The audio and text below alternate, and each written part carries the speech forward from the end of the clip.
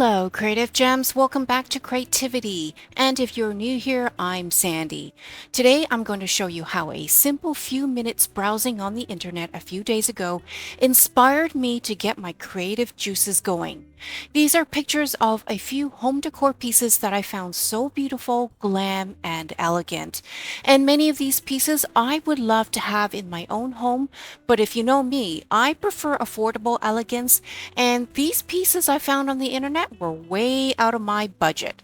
So, as a thrifty and frugal crafter, I thought, why not try to reproduce some of these pieces? So, off I went to my craft studio to dig up some Dollar Tree supplies and materials I had been stocking up for a rainy day. First up is this black frame. I think Dollar Tree started selling these a couple of years ago. This mirror has a modern style to it because of the smooth lines on the frame, but the frame is arched shape, which makes it perfect as a potential piece to transform into one of my Anthropologie inspired mirrors. First thing I want to do is mimic the gold color frame we see in the inspiration picture. To do that, I've got my favorite gold chrome paint marker. These chrome paint markers are amazing because they're super pigmented, and when I'm done painting this frame, you'll see how glossy it looks. Now, I know some of you are going to tell me I should just spray paint the whole thing, and you're right, I could do that, but then I would have to spend time taping off the mirror and then waiting for it to dry before applying a second coat. And plus, I'm generally not a big fan of aerosol anything, so I'm just as happy to use these paint markers to get the job done. And as you can see, these metallic chrome markers are really good quality, and you can see the glossy sheen finish it gives. It's almost mirror-like. I actually think this finish is much glossier than the spray paints that I have tried, which always tends to come out too matte for my liking. So you can see here I'm able to use the tip of this paint marker to get into all those edges, ridges, grooves, nooks, and crannies. And then when I'm done, I'll come back to show you what it looks like all painted. Okay, so the mirror is all dry, the gold paint looks so bright and vibrant, and take a look at that sheen and glossy finish. The next step is to transform this mirror to give it a more vintage look. To do that, I have this silicone mold containing several Baroque-style feather and scrolls. What I'm going to do is inject some hot glue directly into a couple of the molds. I've chosen this large one because I think it will be perfect placed at the top of the arched mirror. You want to make sure your hot glue is really hot before injecting it into the mold, so it will be easier for the hot glue to spread into the little corners and crevices of the mold and take shape of the mold.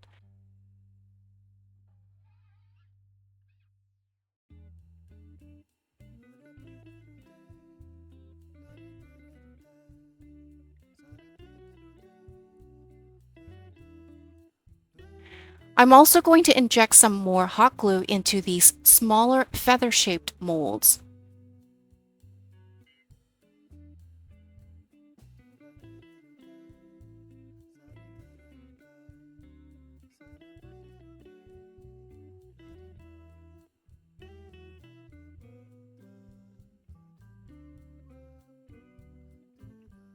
Once the molds are filled with hot glue, let it sit for about a minute or so to allow enough time for the hot glue to completely cool. When it's completely cooled down, the hot glue will harden enough that you'll be able to easily remove the hot glue pieces from the mold. Now, the number of pieces you need will depend on how much you want to embellish your mirror. For mine, it's a small one, and I think what I'm going to do is I'll do 2 more of the feather shapes.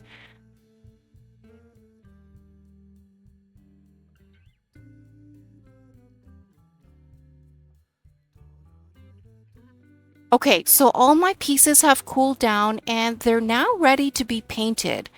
I'll paint them using the same metallic gold chrome paint marker so they'll match perfectly to the rest of the frame.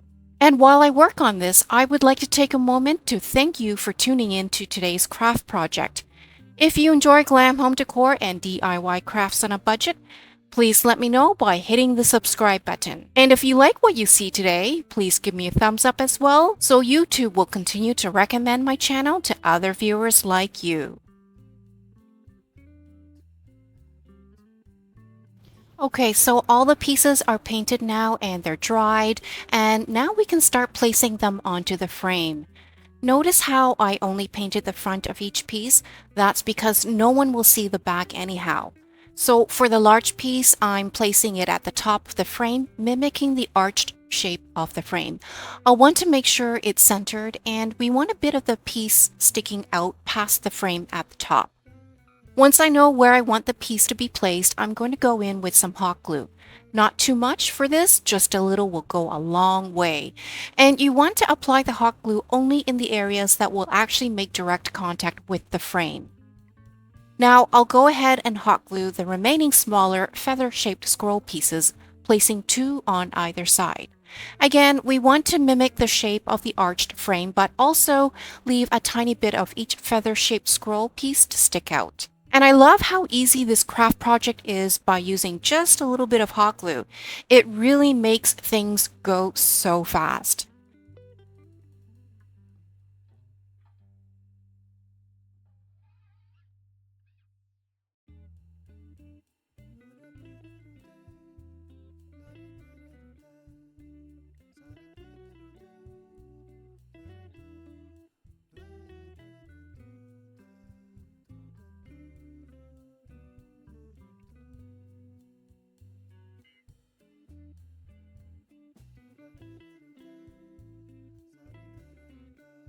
And now with the frame all embellished, here's the final look for our Anthropologie inspired mirror. Since this mirror is a small one, I have it sitting on an easel on a side table. Of course, you could find a much larger mirror and replicate the same process. You'll just need to make a lot more hot glue pieces, and your Baroque style scrolls and feather pieces will need to be larger to scale with the size of a large mirror. But you get the idea.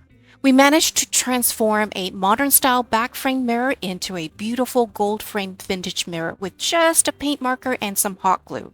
Comment down below with the word mirror and let me know what you think. So now let's continue with our second table decor piece. I got this flat bowl from the Dollar Tree, and this is actually in the shape of a pumpkin, so I found this in their Halloween aisle. I absolutely love the dual silver and gold tones on this bowl.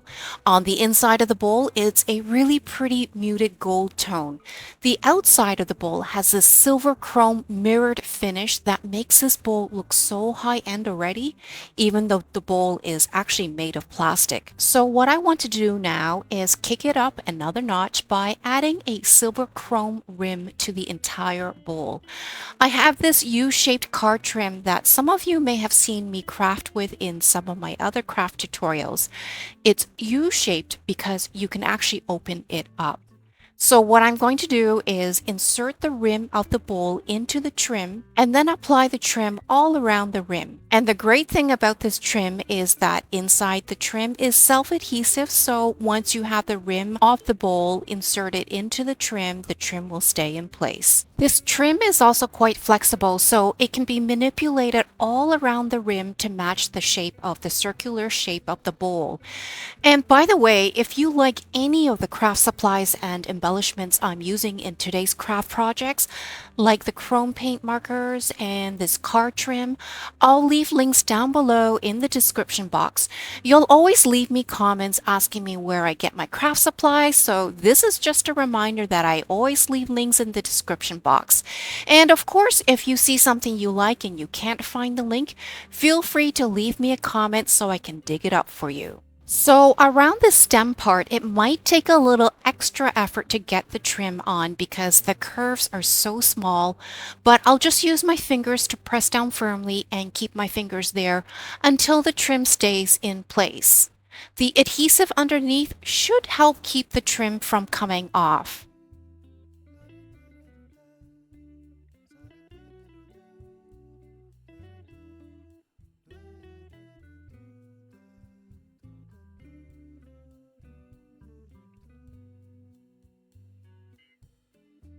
Now, when we get to the end, we'll snip off the excess and then I'm going to double check the entire rim to see if anything has come loose.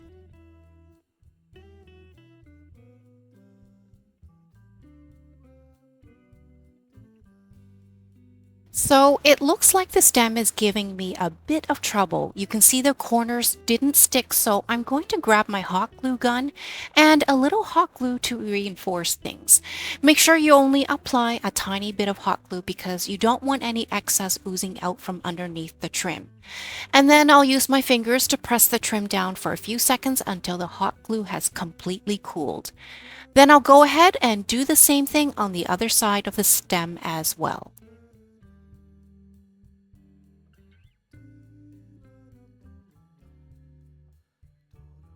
Now for the ends of the trim, you can see the ends are already coming off, so I'll add a bit of hot glue here as well to keep the ends of the trims in place.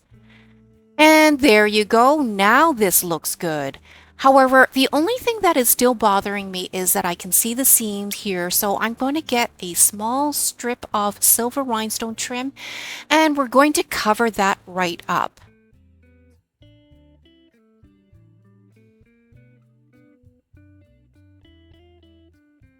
Now, the last thing I want to do with the bowl is to give it a bit of height. This bowl is quite flat and low, so I'm going to give it some legs using these crystal cabinet doorknobs. These doorknobs will really upscale the look of our bowl. The bottom of the bowl has some ridges, but it's flat enough to put the legs on. So here's the bowl turned upside down so the bottom is facing upwards. And because the bowl is round, I'll be able to get away with adding only 3 legs, which is perfect because these are my last 3 crystal doorknobs that I have on hand. What I'll do is place them in a triangular pattern and then I'll use hot glue to adhere them to the bowl.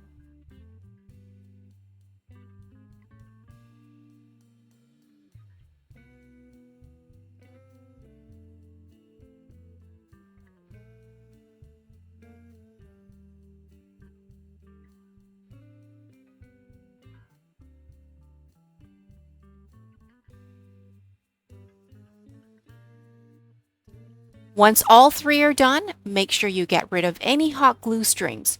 Here, I'm just using a dry paintbrush to remove them. And here's the final look for our Wayfair inspired bowl.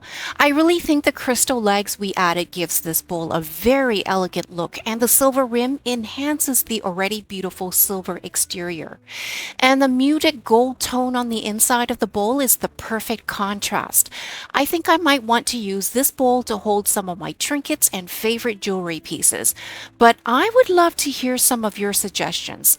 Leave me a comment down below with the word bowl and let me know what you would use this bowl for. In the meantime, let's continue with our next craft project. Here I have a white plastic vase from the Dollar Tree. It has horizontal ridges all around the vase, but that's okay. I can work with that. I really like the hourglass shape of this vase, actually. Very, very pretty. So to dress this plain white vase up a bit, the first thing I want to do is give it a thin gold rim. So I'll just grab my paint marker and start at the top of the rim and we'll work our way all around the top of the rim.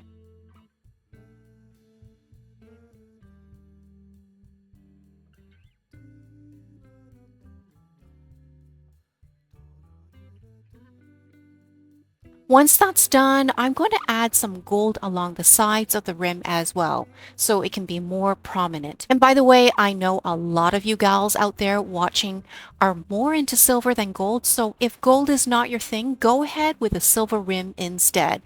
They actually sell these chrome paint markers in metallic gold, metallic silver, and even metallic rose gold. Okay, so while we wait for the paint to dry, let's start working on these links. I found these links in the Halloween section of my local Dollar Tree. They sell these links every year right before Halloween, so I always like to stock up on them for crafting. What I love about these chain links is that it's quite substantial in size, but very, very lightweight, and they're very easy to take apart, as you can see. What we need is 2 sets of links, just like our Z Gallerie vase.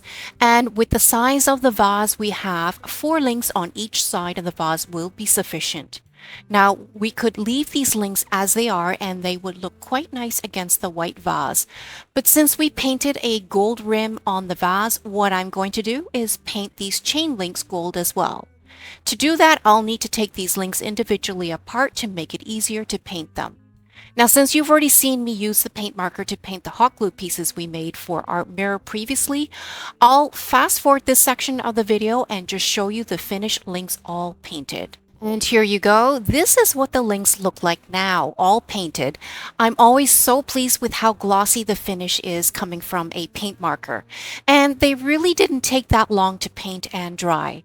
So now let's go ahead and assemble the chain links. And as I mentioned earlier, we'll want 4 links per set. And while I work on this, comment down below with the word vase and let me know if you have ever used these chain links in your own craft projects before. And if you have, I would love to know what you have made with them. For me, I have made several home decor pieces using these links, and my favorite craft project I completed using these links was this round mirror tray I made earlier this year. If you want to see how I made that, you'll find the tutorial on my channel from July. Okay, so now that we have the 2 sets of chain links, let's go ahead and add them to our vase. We'll want to attach them to the vase lengthwise using a tiny bit of hot glue for the top link. And then again, a tiny little bit of hot glue for the bottom link as well. Once that's on, we'll take the second link and place it on the opposite side.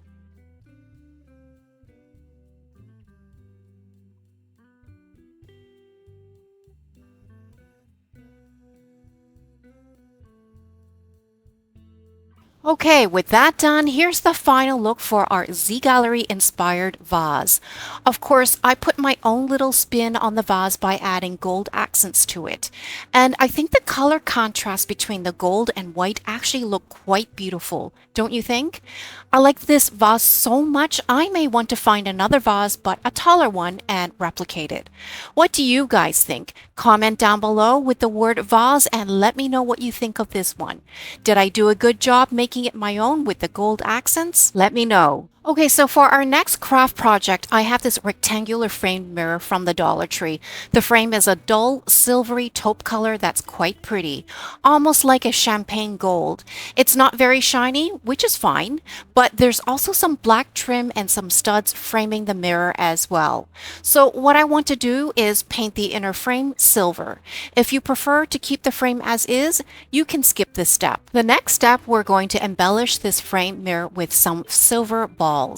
These are actually Christmas ornament balls that I used for another craft project, which I have since taken apart, so we're going to reuse these for the Z Gallerie inspired tray we're making. I've got 2 different size balls, just like the Z Gallerie version, except I'm sure their balls are probably made of real metal.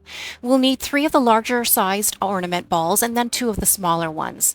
What I'm doing is removing the silver caps off each ball, and once that's done, I'm taking a pair of scissors and snipping off the stems from each ball.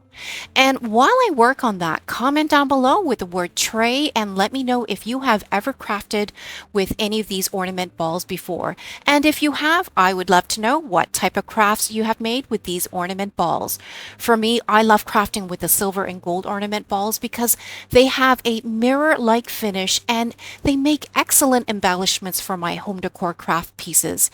In fact, I have used these ornament balls to make large sunburst mirrors, tall lanterns, and even table lamps. You would be amazed at how many things you can make with these ornament balls. Okay, so with that said, we're now ready to add these ornament balls to our frame mirror, starting with the larger ones. To do that, I'm first going to use a soldering tool to enlarge the hole in each of the ornament balls. The hole here is what is left after we snipped off the stems, but the hole needs to be wider for us to be able to get them onto the framed mirror. Using the soldering tool with the pointy tip allows me to shape the hole into a rectangular slot. It doesn't have to be perfect, just big enough to be able to fit the frame into it. I would go slow and not make the hole too large though. Test it out along the way, and if it's too small, you can always make it bigger, but if you make the hole too big, you can't go back to make it smaller unless you start over again with another ornament ball. Now, when using a soldering iron, the tip can get really hot, so I usually like to set it at the lowest setting. And in case you don't have a soldering tool, I have a link for that down below in the description box. But I would suggest trying to use the tip of your hot glue gun first to see if that works.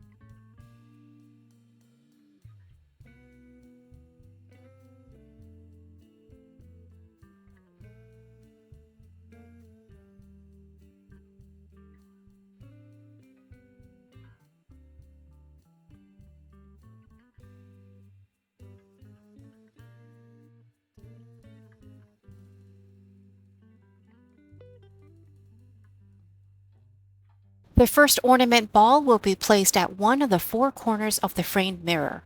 Once I know it fits, I'll work on creating the holes for the other two larger balls. Once you are happy with the fit, go ahead and secure it into place with a bit of hot glue. Try to apply the hot glue on the inner part of the hole so you don't get the hot glue smudged on the outside of the ball, because that would not be a good look. And for the second ornament ball, we'll place it on the adjacent corner, and then the third one will go in the middle on the opposite side.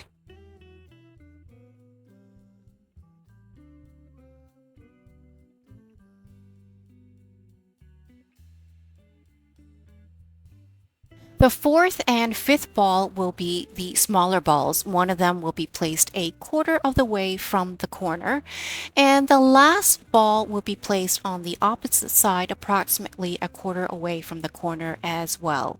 It actually doesn't have to be too precise as long as you have the three larger balls placed in a triangular pattern.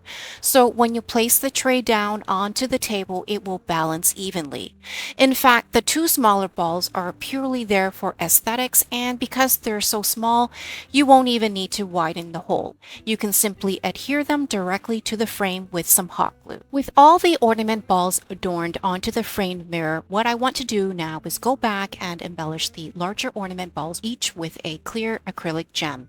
These round gems will amp up the bling factor for our tray and make it extra special.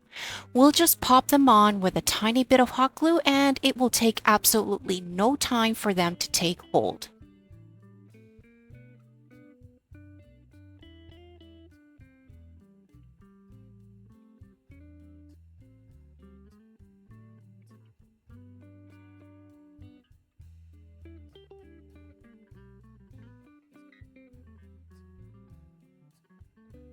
Now, what is really bothering me about this tray is that I can see some hot glue in between the ornament balls and the frame.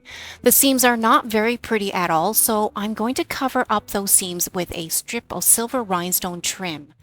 I love crafting with the silver rhinestone trim because they really make everything look even prettier. And plus, they're easy and quick to work with. They're easily cut to size, they're flexible, and they're self-adhesive.